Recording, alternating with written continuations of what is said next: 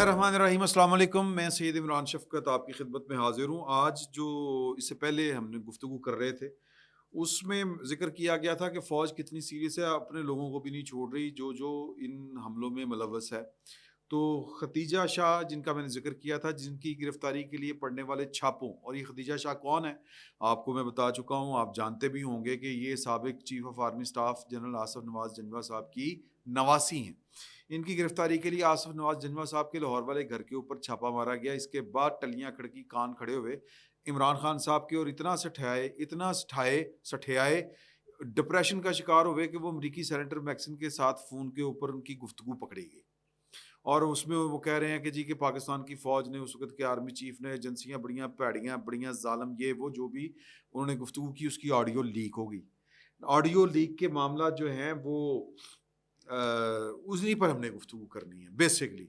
اس سے پہلے میں نے ہم میرا خیال 2 دن پہلے یا 1 دن پہلے جمعرات کو آئی تھنک سو ہم نے آپس میں جو گفتگو کی تھی اس میں ذکر یہ کیا گیا تھا، بلکہ کل کی تھی، مجھے یاد آ گیا۔ تو اس ویلاگ میں نے آپ کے ساتھ جو ذکر کیا تھا وہ یہ کیا تھا کہ پروجیکٹ عمران خان کے تحت مار کھانے والے ماضی میں اب بیٹھ کے چوڑے ہو کے ذرا ریلیکس ہو کے تماشا دیکھ رہے ہیں، اور پروجیکٹ عمران خان والے آپس میں گتھم گتھا ہیں۔ اور گتھم گتھا ہونے کی ضرورت کیوں پیش آئی؟ اس لیے پیش آئی کہ پاکستان کی فوج نے کانوں کو لگا لیے ہاتھ، لیکن نہ ججوں کو سمجھ آ رہی ہے، نہ خان صاحب کو سمجھ آ رہی ہے۔ خان صاحب سچی پچی کا اپنے آپ کو لیڈر تسلیم کرنے، یعنی وہ ہوتا نہیں، وہ کیا نام تھا، دلیپ کمار صاحب کہتے ہیں کہ میں نے ایکٹنگ کی تھی نا جب وہ شہزادہ سلیم بنا تھا، تو وہ میں نے انارکلی جو فلم تھی اس میں شہزادہ سلیم کا رول پلے کرنے کے بعد کہتے ہیں کہ مجھے نفسیاتی ڈاکٹر کے پاس جا کے رجوع کرنا پڑا، علاج کرانا پڑا، کیونکہ میں سچ مچ اپنے آپ کو شہزادہ سمجھنے لگ گیا تھا۔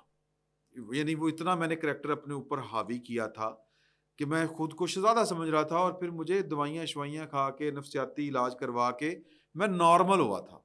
تو عمران خان صاحب تو جناب وہ سچی مچی کے لیڈر بننے کی ایکٹنگ کرنی تھی،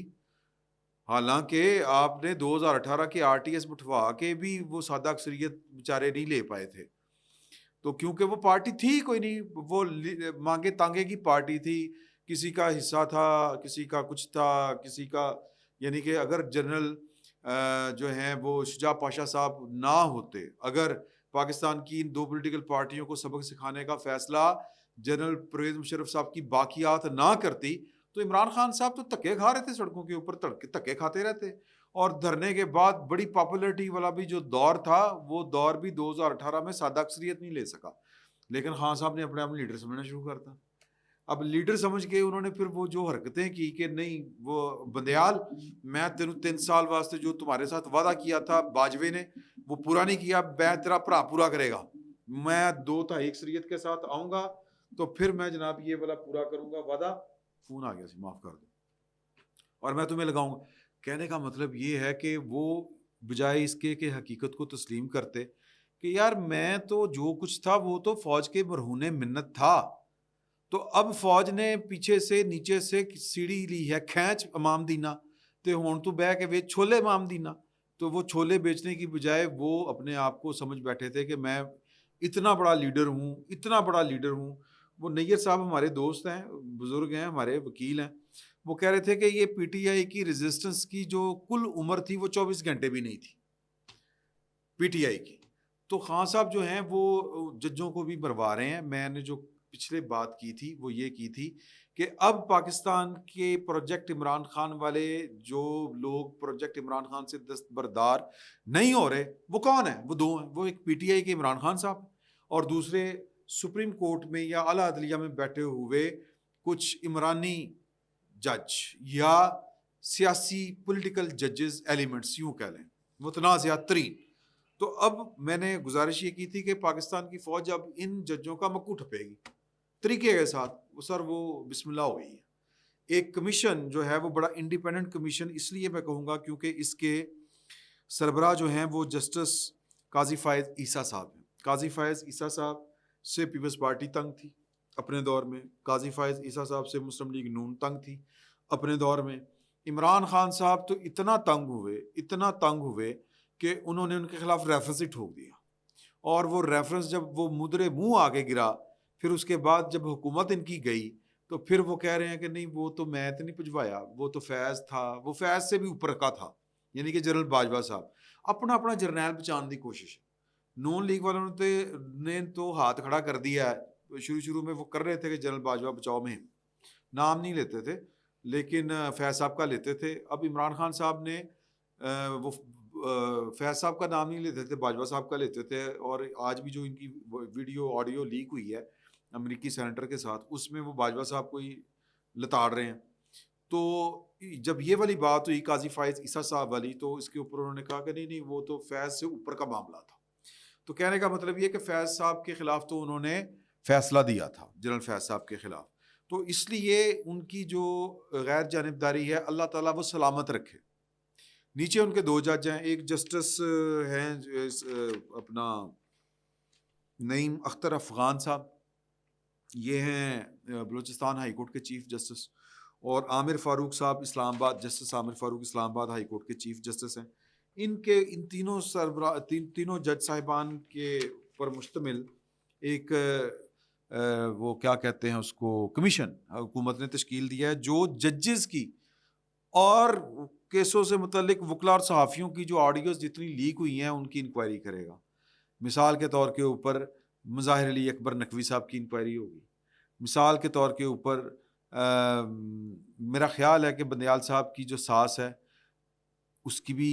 ہونی چاہیے،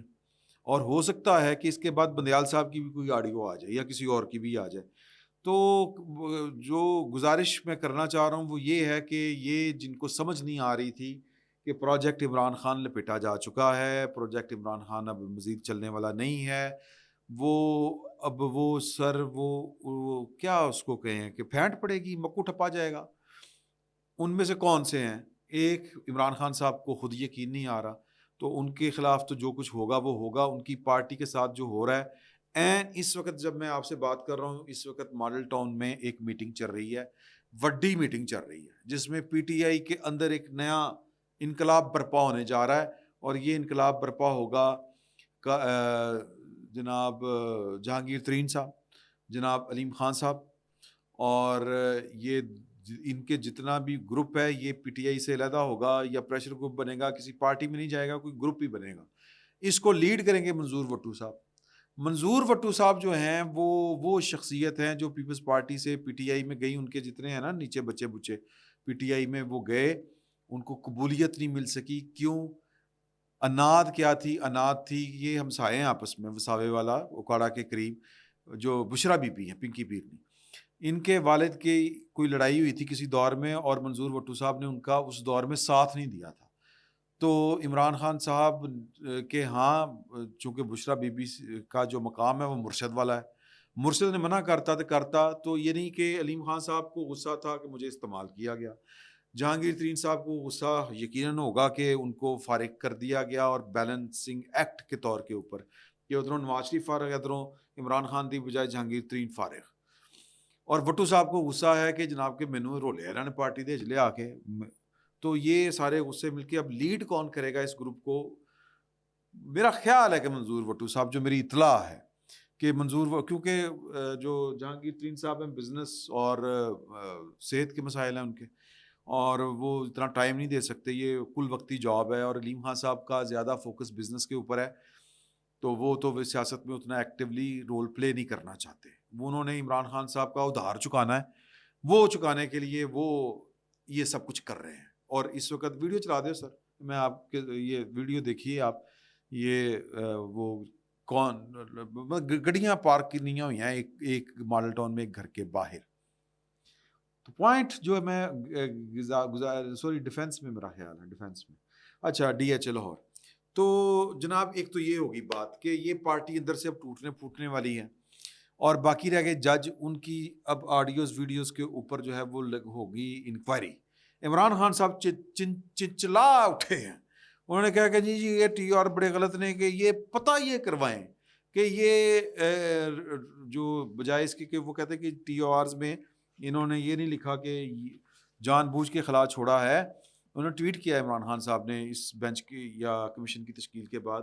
کہ حکومت نے ان کو یہ سراغ لگانے کی ذمہ داری نہیں دی کہ یہ ریکارڈنگز کون کر رہا تھا، سر میرے کو پوچھو ایجنسیاں کر رہی ہیں ایسے،